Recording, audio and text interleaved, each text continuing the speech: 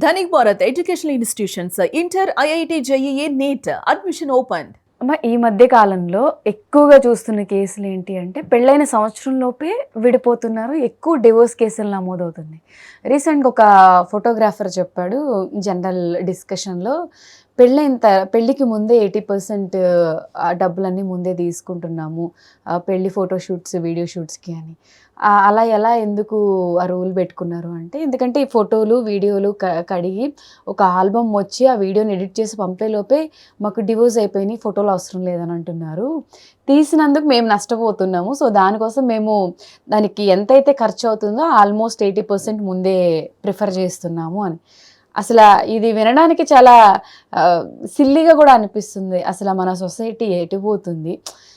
పెళ్ళైన 1 year లోపే విడిపోవాలనే thought ఉన్నప్పుడు అసలు పెళ్ళిళ్ళు ఎందుకు చేసుకోవాలి? అసలు ఎంత స్ట్రాంగ్గా ఉంటే పెళ్లి చేసుకోవాలి? పెళ్ళి స్ట్రాంగ్ కాదు, మన వివాహ వ్యవస్థ అనేది మన భారతదేశంలో అసలు ఇంతకుముందు పిల్లలు పెద్ద మనిషి ఆడవాళ్ళలో అయితేనే అసలు ముందు పెళ్లి చేయాలనే ఇది ఉంటుంది ఇంట్లో. పెళ్లి కొడుకు కోసం వెతకడము ఇవన్నీ కూడా పెద్దవాళ్ళే అన్నీ చేసేసేవాళ్ళు. ఇప్పుడు అట్లా లేదు కదా. పిల్లలు చదువుకుంటున్నారు, ఉద్యోగాలు చేస్తున్నారు. చదువు అయిపోయి ఉద్యోగం చేసేటప్పటికి వాళ్ళ వయసు ఎట్లా ఉంటుంది, వయసు ఎంత ఉంటుంది? 25 ఏళ్ళు రావచ్చు, 30 ఏళ్ళు కూడా కావచ్చు, చెప్పలేము. జాబ్ అప్పటికి వాళ్ళ మనస్తత్వం ఎంత మారింటది, వాళ్ళ స్వతంత్ర భావాలు ఎన్ని, వాళ్ళు ఇప్పుడుండే చదువులు ఇప్పుడుండే పోకడ దీనివల్ల వాళ్ళు ఎన్ని నేర్చుకుని ఉంటారు. స్వతంత్ర భావాలు ఎన్నో ఏర్పడిపోయి ఉంటాయి వాళ్ళకి, మగవాళ్ళకి కావచ్చు ఆడవాళ్ళకి కావచ్చు, ఎవరికైనా కూడా ఒక ఇది అనేది ఏర్పడిపోయి ఉంటుంది వాళ్ళకి. 15 అంటే బాల్య వివాహాలు మంచివా అంటారు. బాల్య వివాహం అంటే మరి 10 ఏళ్ల లోపల చేసేటివి కదా. నేను 16 దాటిన తర్వాత జరిగే పెళ్ళిళ్ళకి వాళ్ళు ఒక మైనం ముద్దలాగా ఉండేవాళ్ళు వాళ్ళ వయసులో. 10th class చదివిండే వాళ్ళు చేసేవాళ్ళు. పిల్లలు పెళ్లి చేస్తే వాళ్ళు ఇప్పుడు మా అమ్మమ్మ వీళ్ళంతా ఏం చదివినారు? వాళ్ళకి ఎన్ని ఏళ్ళు చచ్చిపోయేంత వరకు కూడా కలిసే ఉన్నారు. అంటే గొడవలు రాలేదా వాళ్ళ మధ్యలో? వస్తాయి, సర్దుకుంటారు, బయటికి చెప్పరు. ముఖ్యంగా కుటుంబంలో గొడవలు పడినప్పుడు భార్యాభర్త పెద్దవాళ్ళు వాళ్ళకు సర్ది చెప్పేవాళ్ళు, తప్పు ఇదని చెప్పేవాళ్ళు. కానీ ఇప్పుడు పెద్దవాళ్ళు లేరు, కుటుంబంలో సర్ది చెప్పడానికి లేరు. సర్ది చెప్పినా వినే మనస్తత్వం ఇప్పుడు మనకు లేదు. నువ్వేం చెప్పేది నాకు తెలుసులే అనే స్టేజ్లో ఉన్నాం మనం. ఎందుకంటే మన స్వతంత్ర భావాలు, మన చదువులు నేర్పించిన చదువులు ఇవన్నీ కూడా ఒక ఇన్వాలిటీ అనేది మనిషికి వచ్చేస్తుంది. ముఖ్యంగా ఆర్థిక స్తోమత.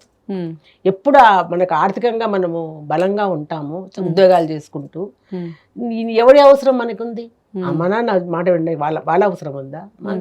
సంపాదిస్తున్నా, సో నీ భర్త దగ్గర ఏదైనా గొడవలు వస్తే సర్దుకొని పోదామని ఉంటుందా? పోనీ భార్యతో గొడవ వచ్చినప్పుడు భర్త సర్దుకుందామని అనుకుంటాడా? ఒక ఈగోలు స్టార్ట్ అయిపోయింటాయి వాళ్ళు అప్పటికే. నేనెంత, నువ్వెంత అంటే నువ్వెంత అని. పెళ్లికి ముందు మాట్లాడుకుంటున్నారు చాలా మంది. అంతకుముందు మాట్లాడాలంటే భయపడేవాళ్ళు. పెళ్లి కూతుర్ని కూర్చోబెట్టి ఎదురుగానే పిల్లకి వంట వచ్చా, ఇప్పుడు వంట వచ్చిందా అని అడిగారంటే గడ్డేసుకొని కొడతారు. అవును, ఏదైనా వంట వచ్చా అంటే సిగ్గులు ఉండగా నేను వంట చేయడం ఏంటి అనేసి కదా. అప్పుడు కరోనా పిల్ల వంట చేసిందంటే అయ్యో ఈ కాఫీ మా అమ్మాయి చేసింది, ఈ లడ్లు మా అమ్మాయి చేసింది చెప్పారు. చేసినా చేయకపోయినా కూడాను.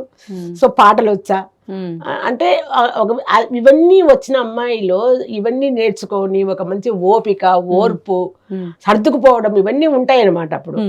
ఇప్పుడు అవన్నీ కాదు. చదివినావా, ఎంత చదివినా, ఎంబీఏనా, ఎంఏనా, డాక్టరా, ఇంజనీరా, ఈ చదివేటప్పుడు వాళ్ళకు ఇవన్నీ ఎవరు నేర్చుకుంటారు? నీకు ఉద్యోగం కోసం మనం పాకులాడడం సరిపోతుంది కానీ ఇంట్లో వంటింట్లో కూర్చొని వంట నేర్చుకోవడం ఇవన్నీ వాళ్ళకంతా చాలా ఇదిగా.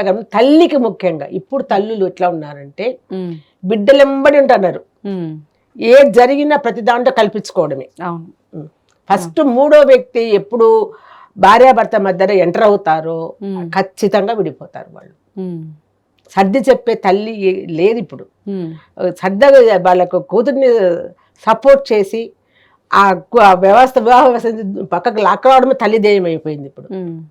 నేను షీటింగ్లో కూడా చేసిన. నేను ఆ షీటింగ్లో కేసులు వచ్చినప్పుడు నేను చూసేదాన్ని అనమాట. వాళ్ళతో పాటు మేము కూర్చుంటాం, వాళ్ళు కూర్చుంటారు. వాళ్ళతో పాటు ఆ అమ్మాయి అమ్మ ఉండేది, ఈ అబ్బాయి అమ్మ వాళ్ళ తరపున ఎవరు రారు. మళ్ళా అమ్మాయి అమ్మ ఉండేది అనమాట. అక్కడ ఎక్కడ మిస్టేక్ వస్తుందో నాకు అర్థమయ్యేది. అప్పుడు వెంటనే పోలీసులను పిలిచి ముందు ఏమైనా బయటకు పంపండి దాన్ని. నేను నువ్వెందుకు వచ్చావు? వాళ్ళిద్దరితో మాట్లాడడానికి మేము ఉన్నాం ఇక్కడ.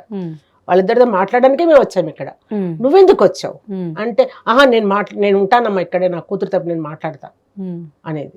వెంటనే పోలీసులు నేను వెళ్ళిపోతాను అనేదాన్ని, ఆవిడ మాట్లాడితే నేను వెళ్ళిపోతా, నా అవసరం లేదు ఆమెతో మాట్లాడడం. వెంటనే పోలీసులు వచ్చి ఆమె బయట తీసుకుపోయేవాళ్ళు.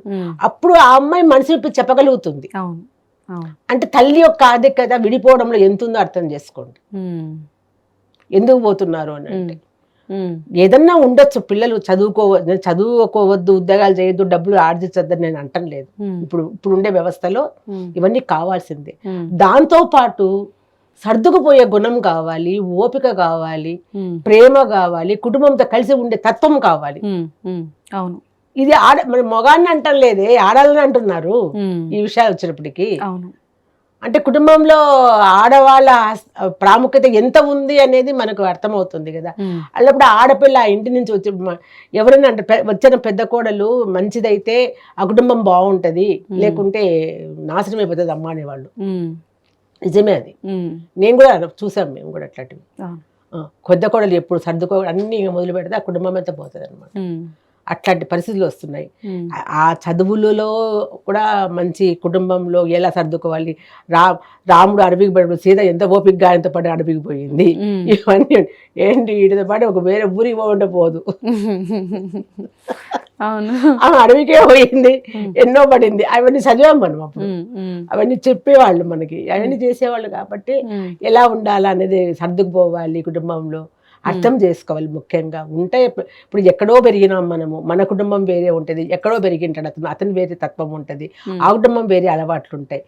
కొత్తగా ఆ ఇంట్లోకి అడుగు పెట్టినప్పుడు ఆ అమ్మాయిని మంచిగా చూసి ఆ అమ్మాయిని అర్థం చేసుకొని, ఇప్పుడు ఒక ఇంట్లోకి వెళ్ళినప్పుడు బయట నుంచి వచ్చిన వాళ్ళని ఇంట్లో వాళ్ళు మంచిగా మాట్లాడి రామ్మ కూర్చోమ్మా అని చెప్పి కూర్చోబెట్టి ఏమ్మా బాగున్నావా అని అడిగి ఇంత మంచి నీళ్ళు ఇచ్చినప్పుడు మనం ఉండగలుగుతాం అక్కడ కూర్చుంటాం. అదే అడుగు పెట్టక ముందు నుంచి అక్కడి నుంచే ఎవరు నువ్వు ఎందుకు వచ్చినావు అని గట్టిగా మాట్లాడినారు ఇంట్లో కూడా పోబుద్ది కాదు మనకి.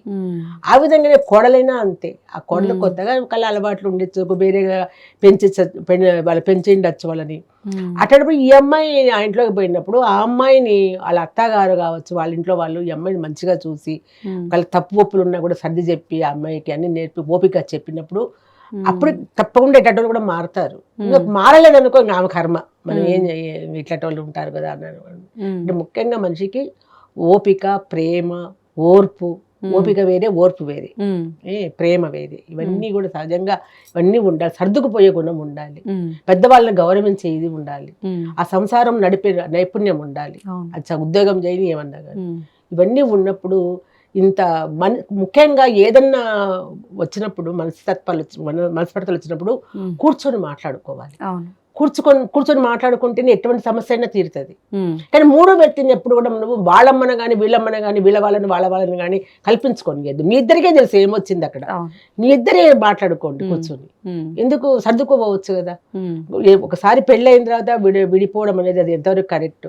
ఇంకో పెళ్లి చేసుకుంటామంటారు, వాడిని సరిగ్గా ఉంటుందా ఉందా, ఆమె సరిగ్గా ఉంటుంది నమ్మకం ఉందా నీకు, ఇలా ఎంత దూరం అని పోతాం మనం. కాబట్టి ఫస్టే మనకు వచ్చిన సమస్యలు తీర్చుకోవాలంటే కూర్చొని ఓపికగా మాట్లాడుకొని ఒకరి ఇష్టాలు ఒకరు తెలుసుకొని దాన్ని చేసుకుంటూ సర్దుకుపోతే ఆ కుటుంబం బాగుంటుంది, విడిపోరు. వేరే వాళ్ళని మూడో వ్యక్తిని కల్పించుకొని మీ మధ్యలో. బాగా చెప్పారమ్మా. ఓకే అమ్మా, థ్యాంక్ యూ.